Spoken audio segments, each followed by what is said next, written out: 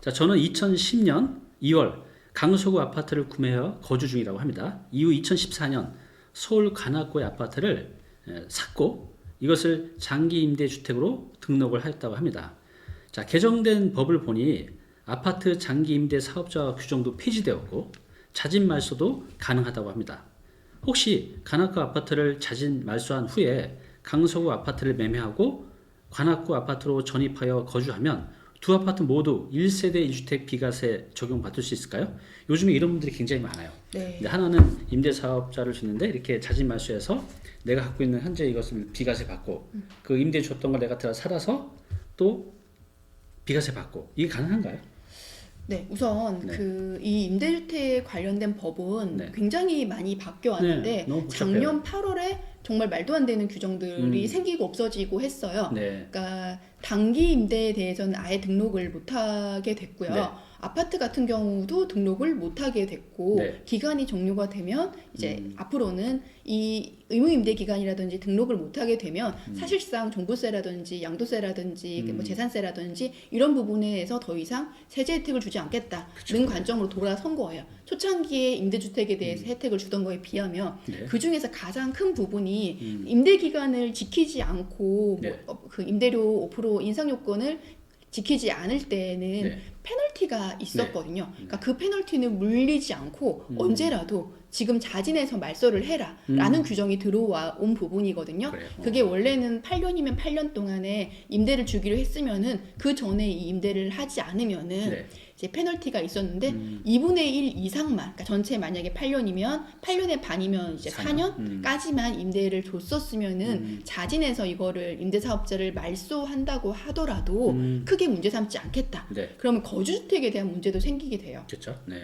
어차피 임대하던 이 집에 대해서는 이제 처분을 할 때 세금을 내면 되는 건데 네. 원래 거주주택 비과세라는 세금은 뭐였냐면 내가 거주하는 집이 있고 집 한 채만 거주하고 나머지는 임대로 돌려라. 그리고 국가 모르게 하지 말고 임대사업자 등록을 해서 우리가 관리할 수 있게 해주고 네. 임대료도 많이 올리지 말라. 그러면은 우리가 취득세도 혜택을 해주고 재산세랑 종부세도 해주고 나중에 본인이 거주하고 있는 이 집 팔 때 비과세까지 해주겠다. 유주택으로 보고요. 그렇죠. 그런 취지였어요. 왜냐하면 본인이 거주하는 집이 있고 임대주택 뭐 오피스텔이 됐던 여러 가지를 둘 수가 있잖아요. 네. 그럼 사실상 이 집을 팔 때는 집이 여러 개이기 때문에 현재 규정으로 보면은 다주택자여야 함에도 불구하고 임대사업자를 등록을 해놓으면 이거를 처분할 때 얘를 비과세로 보면은 나머지는 그냥 임대 돌리고 있기 때문에 기간 맞추고 처분할 때 세금 이제 내고 끝내면 되는 네. 거예요. 근데 그 규정에서 지금 2분의 1 이상 임대하면 네. 자진 말소하고 5년 안에 거주하던 이 집을 팔면 그때도 비과세를 해주겠다. 네.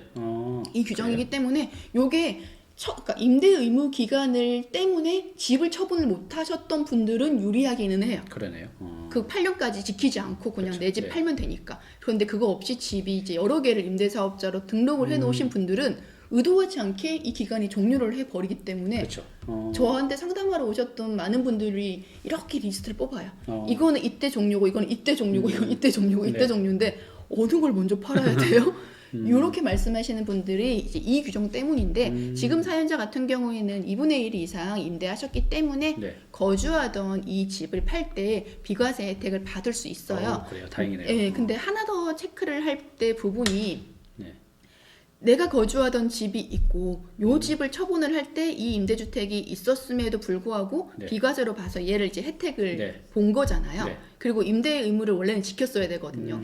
그러니까 거주주택이 있고 임대주택이 있는 상태에서 거주주택을 팔 때 얘는 의무 임대 기간이 남았을 경우에는 네. 사후관리라는 거를 원래는 했었어요. 네. 이제 사후관리가 필요 없어진 거잖아요. 그러네요. 얘를 그냥 종료시켜버리고 바로 그렇죠. 처분했으니까. 근데 이럴 경우에 그러면 나 이 집에 들어가서 여기라도 채워서 비과세 혜택 받을래 라고 하시는 분들도 이제 계시거든요. 그렇죠. 근데 네. 이분들이 요건이 뭐냐면 양도할 당시에 이 집만 있다고 하더라도 네. 100% 비과세는 못 받아요. 이게 그래요. 왜 그러냐면 그 원래 거주하던 집을 이렇게 갖고 이 기간 동안 갖고 있었고 임대는 요 기간부터 이렇게 하고 있었잖아요. 네. 그러니까 중복되는 기간이 이렇게 있잖아요. 이걸 원래 거주하던 집을 처분을 할 때 임대하는 집이 있었음에도 불구하고 비과세를 받았고 얘를 이제 처분하면 지금 이제 임대주택은 이렇게 갖고 있잖아요. 네. 요걸 처분하는 시점 보면 최종적으로 1주택이 되는 시점은 비과세를 해주는 게 맞는데 요 중복 적용 받은 거 있죠. 요 부분에 대해서는 사실상 비과세 혜택을 못 받는 경우가 생기기 그러니까 때문에 이거네요. 앞에서 이제 내가 팔았는데 이게 10억이 됐어요. 네네. 근데 이제 요 팔고 나서 요 사이에 오른 그 부분만 이제 비과세 해주고. 그러니까 나중 것만 나중 최종적으로 것만. 1주택이 된 이유인 거고 이 중복해서 했던 이 부분에 대해서는 저희가 이제 과세를 한다는 기준시가로 나눠가지고 또 세금을 내야 되는 경우가 생길 수 있습니다. 하여튼 무지 복잡하네요. 들어도 잘 모르겠어요. 상담을 받으셔야 됩니다. 네.